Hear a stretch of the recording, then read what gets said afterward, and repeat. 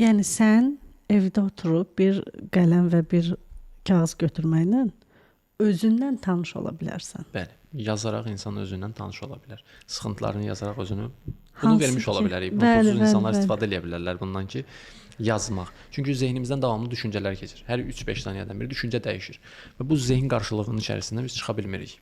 Doğrumu? Doğru. Amma yazdığımızda isə odaqlanırıq. Amma bu yazmaq bir texnikadır və burada bir önəmli bir məqam var ki, insan şuurunu gərək işin içinə, ağlını işin içinə gərək qatmasın. Anlada bildim. Çünki Doğru. düşünə-düşünə yazsa, o özündə bir şeyləri dönüşdürə də bilməz, görə də bilməz.